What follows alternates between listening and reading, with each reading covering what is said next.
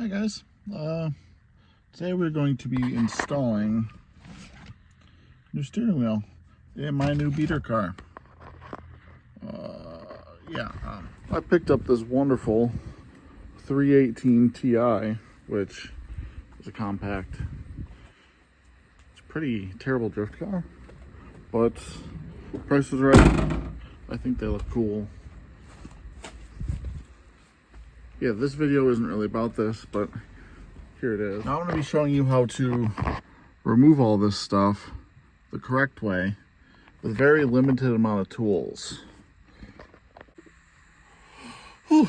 Okay, to start this, you're going to want to disconnect the battery. Well, my battery is dead, so I'm not going to bother. That, and if the airbag blows up, that'll be kind of funny. You're going to start with a T30, and on the back side here and here, the two screws. You're going to remove those.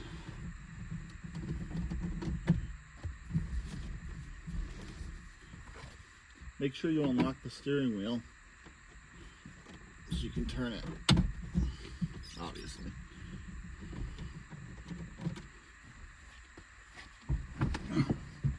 So here's your steering wheel. It's going to be the horn, which is that.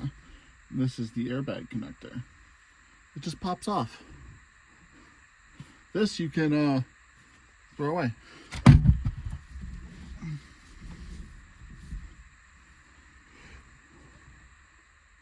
Now here I'm using a Milwaukee Impact 17mm socket, and bolt comes out. Nice and easy. Now if you don't have an impact, you can turn the steering wheel all the way to the left and then get a ratchet and a socket and use the lock to break the bolt free.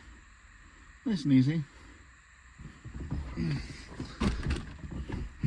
Now normally you would mark here to know what is up and down or straight with the steering wheel. I'm not doing that because I know I have to remove the steering shaft at one point. And I'll just align it then.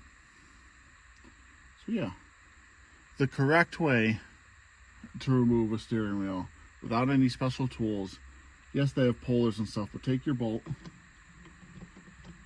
thread it in a little bit, brace your feet against the floor as best you can, grab your steering wheel left and right, and just wiggle, and it pops right off. BMWs are kind of easy with this, but more modern cars, it's a little more aggressive, and you'll have to really yank on it.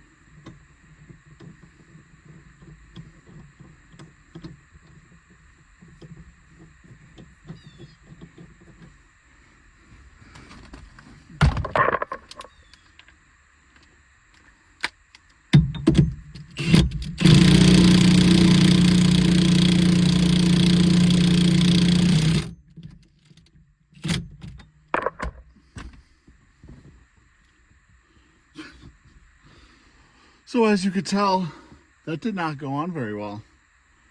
I bought a little bit of a cheaper hub. So, whoops. Need a little bit of persuasion to go in, but yeah. Wheels installed. Now normally you would hook up the horn and stuff, but I don't care about that on this car. So, yeah.